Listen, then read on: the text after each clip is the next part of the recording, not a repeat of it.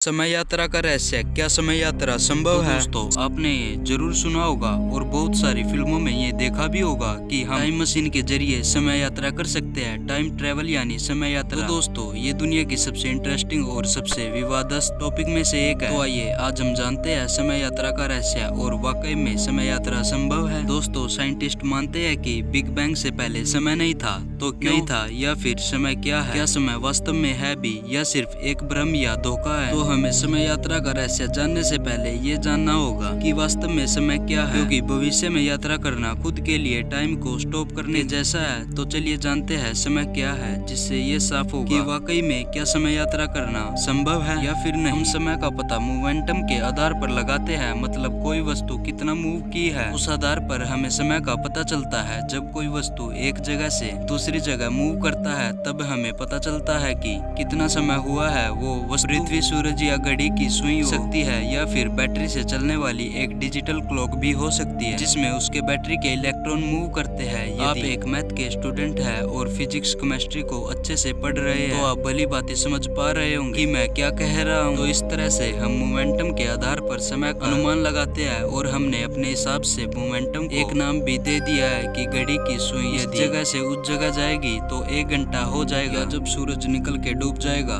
तो 1 दिन होगा। पृथ्वी सूरज का एक चक्कर लगा देगी तो 1 साल। तो इस तरह से हमने घड़ी की सुई से लेकर अंतरिक्ष में हो रही मोमेंटम को हमने समय का नाम दे दिया है। तो इस तरह से समय यानी टाइम असल में चीजों की ही मोमेंटम है, जिसे हम स्पेस टाइम कहते हैं। दोस्तों, इस पूरे ब्रह्मांड में हर चीज अपनी जगह से मूव हो रही है, फिर वो भले ही 1 साल में 1 सेंटीमीटर के करोड़वें हिस्से जितनी ही मूव क्यों न हो, लेकिन वो वस्तु मूव हो रही होगी। जब कोई चीज मूव होती है तो वो चीज घिसती है और जब वो घिसती है तो एक समय बाद घिस के वो नष्ट हो जाती है। उदाहरण ले तो जब आप अपने चप्पल को पहन के चलते हैं तो वो चलने मोमेंटम के कारण एक समय बाद के खत्म हो जाती है। वैसे ही जब हम इंसान जिंदा होते हैं तो हमारे शरीर के सेल्स और मॉलिक्यूल्स मूव होते हैं और वो घिसते रहते हैं और एक दिन इतने घिस जाते हैं कि हम बूढ़े हो जाते हैं और एक समय के बाद हमारा वजूद खत्म हो जाता है। अगर हम चप्पल को पहने ही ना और अगर अपने शरीर को किसी तरह स्थिर कर सके तो हम इसे लंबे समय तक टिका सकते हैं, लेकिन ज्यादा समय तक नहीं, क्योंकि पड़े पड़े भी तो उसके अंदरूनी एटम्स और मॉलिक्यूल तो मूव करेंगे। इस तरह मोमेंटम के होने से या यूं कहे कि समय के बीतने से उसका नाश तो होगा। तो आप यहाँ तक तो समझ ही गए होंगे कि ब्रह्मांड में हर चीज मूव करती है रिलेटिव टू ईच अदर, एक दूसरे के अपेक्ष, और हर वस्तु के लिए समय और मोमेंटम की एक अपनी अलग ही परिभाषा है।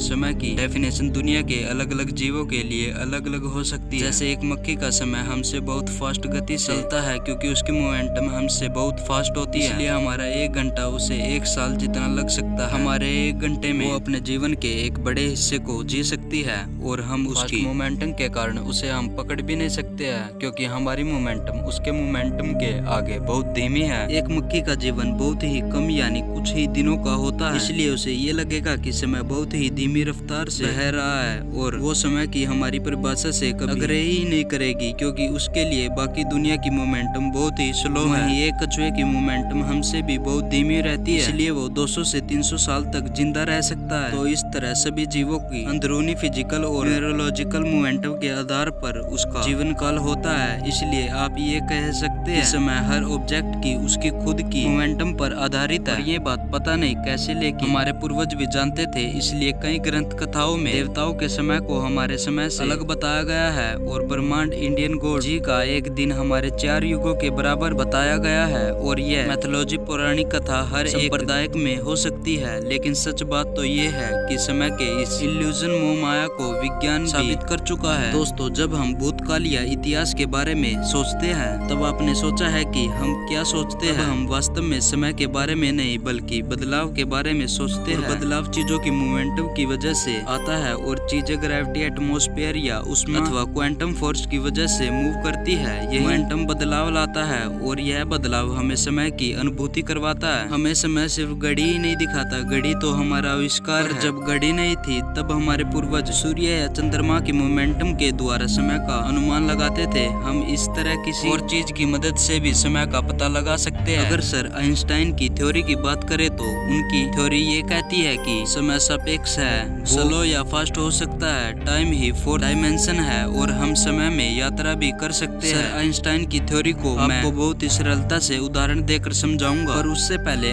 आप ये जान लो कि sir Einstein theory of relativity के अनुसार हम स्पेस में जितनी स्पीड से यात्रा करेंगे हमारे लिए समय उतना ही धीमी गति से चलेगा। लाइट स्पीड से 99.99% चलने वाले स्पेसक्राफ्ट में मौजूद घड़ी को आप पृथ्वी के घड़ी लाएंगे तो आपका पता चलेगा कि फास्ट गति में मूव होने वाली स्पेसक्राफ्ट बहुत ही धीमी रफ्तार से चल रही है। और अगर कोई इंसान लाइट स्पीड से चलने वाले स्पेसक्राफ्ट में करीब 3 साल तक यात्रा करता है, तो पृथ्वी पर जब वो वापस आएगा तो पूरे 200 साल बीत चुके होंगे। जिन इंसानों को पृथ्वी पे छोड़ के गया होगा वो अब इस दुनिया में ही नहीं होंगे और वो अपनी 7वीं या 8वीं पीढ़ी को देख रहा होगा। और ये सब होता है टाइम डिलेशन के कारण। यह टाइम डिलेशन ही कारण कि हमारी हाई स्पीड से मूव हो रहे सैटेलाइट में रखे एटॉमिक क्लॉक के समय को भी नैनो सेकंड्स धीमी कर देता है, जिसे हमेशा कुछ टाइम के बाद पृथ्वी के क्लॉक से मिलाना पड़ता है। टाइम डिलेशन हमारे एटॉमिक क्लॉक टाइम के 1 सेकंड के करोड़ों हिस्सों को भी काउंट कर सकता है, चाहे भले ही कुछ नैनो सेकंड का ही फर्क क्यों ना पैदा करता हो। लेकिन इससे हमें यह पता चलता है कि हम भविष्य में टाइम डिलेशन की मदद से समय यात्रा कर सकते हैं। तो इन सब चीजों से आपको यह भी पता चल ही गया होगा कि हमारे ये भविष्य में समय यात्रा करना बिल्कुल संभव है, पर अभी समय यात्रा नहीं कर सकते क्योंकि इस टाइम हमारे पास ऐसी कोई टेक्नोलॉजी नहीं है जिससे हम लाइट के स्पीड के आसपास भी जा सके। पर जिस हिसाब से हम लोग टेक्नोलॉजी के फील्ड में आगे बढ़ रहे हैं उससे यह अनुमान लगाया जा सकता है कि हम जल्द ही भविष्य के यात्रा करने के सक्षम हो पाएंगे। टाइम डिलेशन एक बहुत ही इंटरेस्टिंग टॉपिक है जिसपे मेरी टीम एक अलग वीडियो पब्लिश करेगी, तो आप लोग मेरे इस चैनल को सब्सक्राइब जरूर करें ताकि आप लोगों को मेरी अगली वीडियो का नोटिफिकेशन मिल सके। तो कैसा लगा आपको हमारे ये समय यात्रा का रहस्य? क्या समय यात्रा संभव है? आप नीचे कमेंट के माध्यम से हमें बता सकते हैं। और अगर आप चाहे तो हमारी इंस्टाग्राम आईडी को भी फॉलो कर सकते हैं हमारे नए वीडियो की जानकारी के लिए।